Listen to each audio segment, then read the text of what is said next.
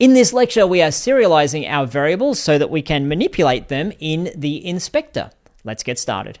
Before we get started, I want to show you a little trick. If you've noticed when we click on play, there's all manner of boxes that pop up on the screen telling us to hold on and doing all sorts of things. We don't need to do that process every single time. We don't need to rebuild and recalculate, etc. whenever we click play. We're going to be clicking play a lot and changing things around. So what we can do is jump up into Edit in our menu system, Edit, and then find Project Settings. Within Project Settings, you want to look for Editor, which is on the left-hand side up near the top, and then scroll down a little bit until we get to Enter Play Mode Settings. And you can see here, when entering play mode, reload domain and scene. We don't need to do that. Instead, we're going to say, do not reload domain or scene. Now, if you find for some reason something's happening, it's not loading properly, and you're like, what's going on here? You might want to go back and try reload scene only or reload domain only, but it should be for our project. We don't have any issues. It's mostly to do with static variables and other nifty things like that we might miss out on if we're not reloading the domain or the scene. So I'm going to select that option, do not reload domain or scene,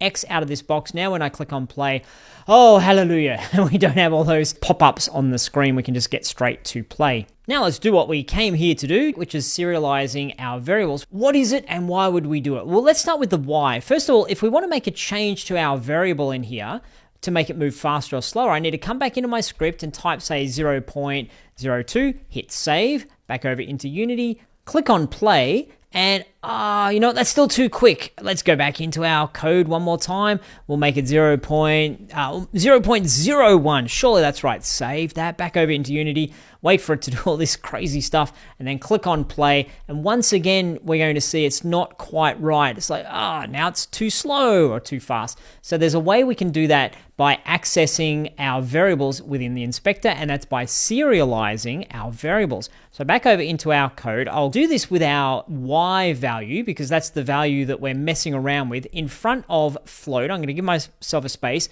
and then start with the open square brackets. They're the brackets that are just next to the P on your keyboard. Don't hit shift or anything. That would be the curly braces. If we wanted the curly braces, we'd hold down shift.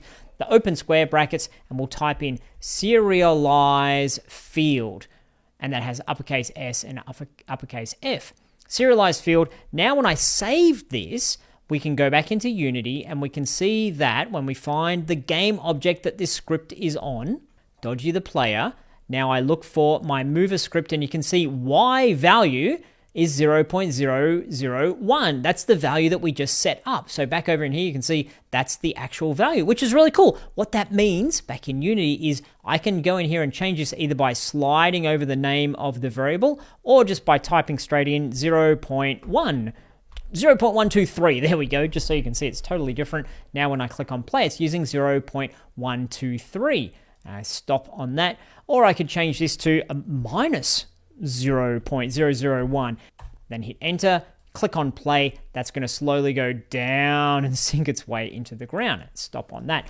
An important point here is I've changed the variable within our inspector that's saving it or serializing it, so it's known to Unity what's going on. However, if I go back to my script, you can see it's still positive 0.001. And it's good just to know that despite the fact that I've gone and made this a negative number in here, it hasn't updated my original script, hasn't updated the code in here. So you might get times where you're like, okay, that's in a positive direction. What on earth is going wrong here? And it's because you've changed something within the inspector and it hasn't updated it, or it doesn't update it back into the script. So it's just good to know that. Now, I've got a challenge for you. One part of this is pretty straightforward. The other part, I think you might have to have a little bit of a think about. So make all three of your variables serialized and therefore accessible in the inspector. That's the straightforward bit. And then the tricky bit is while in play mode, make your player run away from the camera and then run back to the camera while you're in play mode. There's a challenge.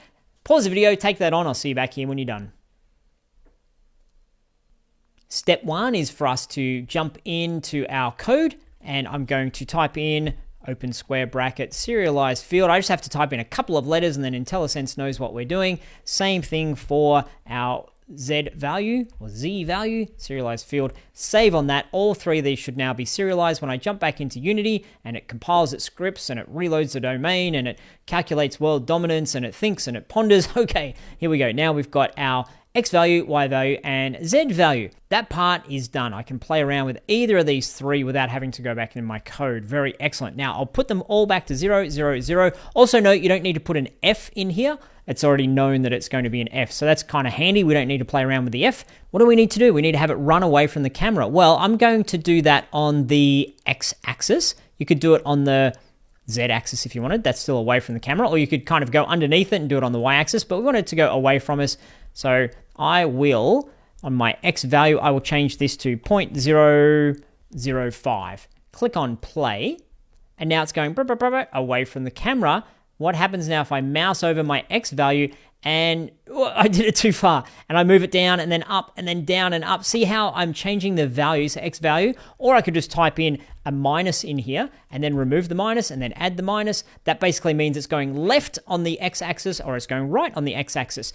And this is the foundations of what we're doing when we've got a controller or we're controlling our game with a keyboard. Either way, we're saying move to the right, which is adding values on the X, and move to the left, which is removing values on the X. So basically, we've set up a little very, very uncomfortable and difficult to use and not very practical controller, but this is the foundation of it. This is the first step. And in upcoming lectures, we'll be able to do this in a way where you can actually control it using the keyboard.